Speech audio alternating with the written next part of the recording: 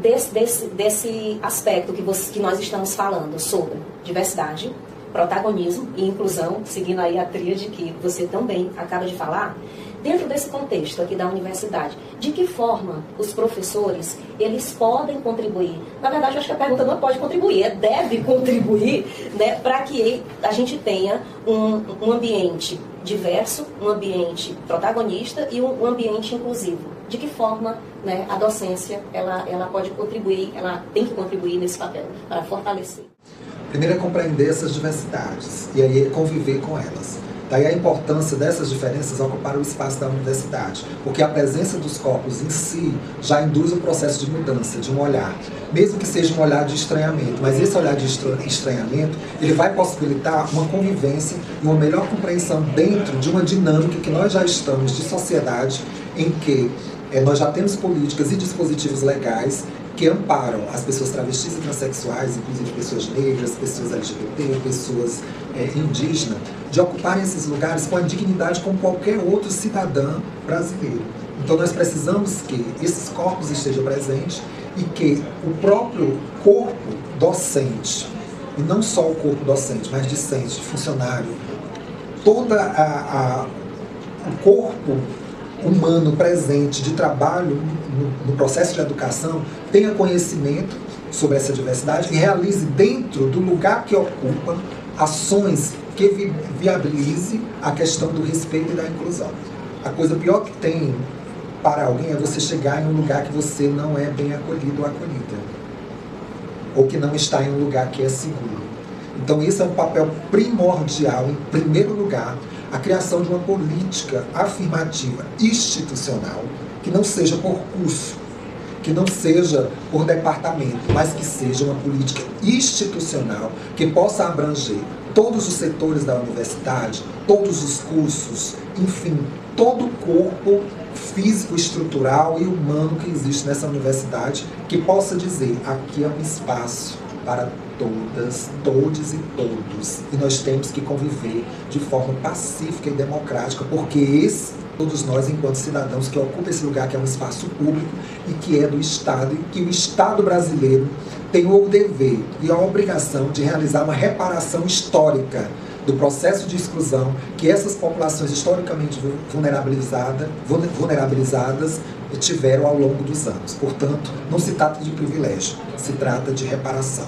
E isso é algo que nós temos que exigir de qualquer pessoa que ocupa lugar dentro das nossas universidades. Portanto, é uma política que vai produzir, de fato, uma transformação. Mas é uma política que tem que ser construída com a diferença e não excluindo a diferença. Porque só a diferença vai saber o que é melhor para que ela se sinta bem acolhida, bem recebida e feliz, né? Então, que a universidade seja esse espaço de acolhimento, onde muitas vezes nós não temos na família, onde muitas vezes nós não encontramos nas religiões, onde muitas vezes nós não encontramos no trabalho, mas que a gente possa encontrar aqui um lugar seguro, pacífico, em que nossa existência possa ser possível e transformadora.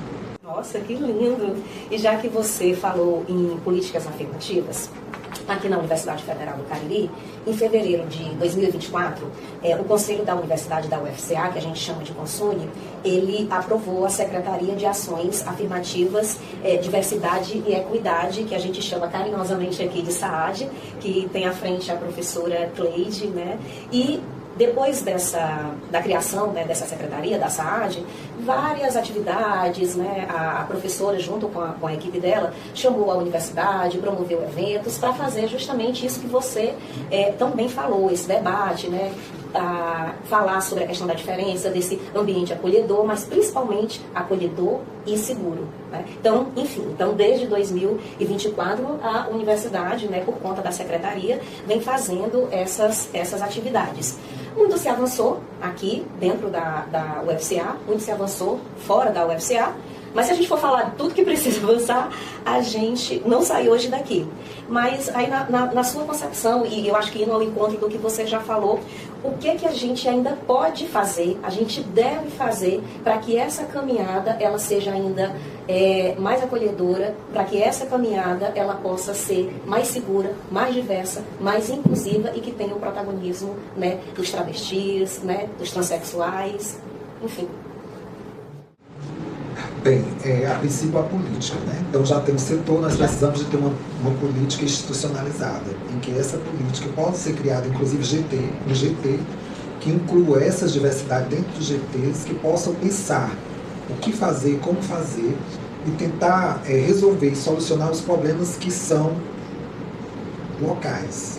Pensar a realidade local e ver o que pode ser feito para solucionar os problemas. Uma ouvidoria que esteja preparada de fato para ouvir de forma qualificada e possa ter uma atuação em cima dos casos que forem detectados, porque se precisa de ter um retorno, né? Porque se não tem retorno, não se dá credibilidade e as posturas de preconceito e discriminação, elas vão se perpetuando, né? Se não forem bem trabalhadas dentro desse universo. Eu vejo a ouvidoria como um espaço muito importante, mas que tem que ter o apoio e o suporte também de pessoas que entendam do campo psicológico, porque essas pessoas são vítimas de violências diversas e a saúde mental ela acaba sendo muito abalada. E a gente precisa estarmos preparados para poder realizar um trabalho desta natureza. Outro ponto importante, além destes, nós termos políticas que produzam as cotas. As cotas nas universidades para o acesso, elas são fundamentais na graduação, na pós-graduação,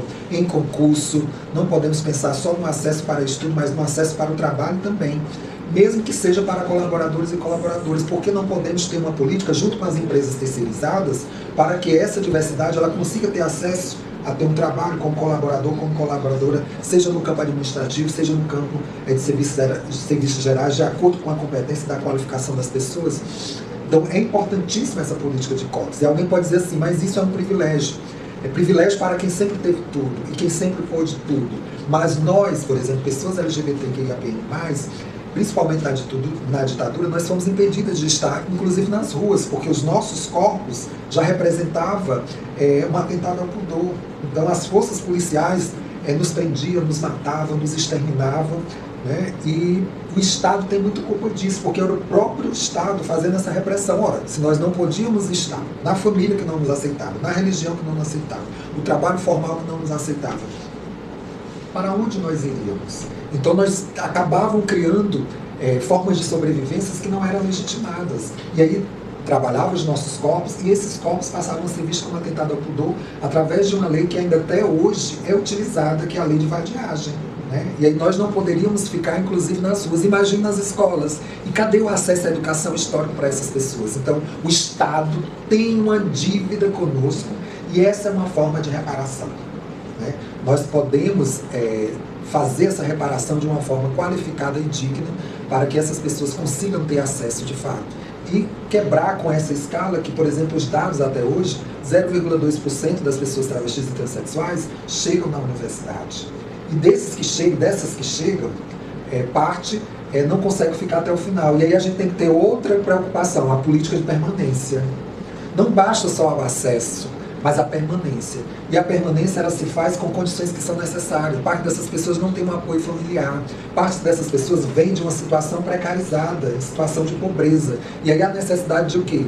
De que os auxílios sejam conduzidos e também as bolsas de iniciação científica, bolsa de pesquisa, bolsas de programas como o PIBID, né, e demais ações que são desenvolvidas na universidade que demandam e que dão condições de auxílio e de recurso para que os estudantes possam estar na universidade, eles consigam chegar nessas pessoas que vêm principalmente das cotas, que já provaram suas precariedades. Né? Então nós não podemos ter pessoas de extrema vulnerabilidade na universidade sem uma política de permanência e sem um auxílio. Né? Dinheiro não é tudo, mas para quem não tem condição, ele passa a ser uma forma de superar os desafios e as pedras que surgem no caminho.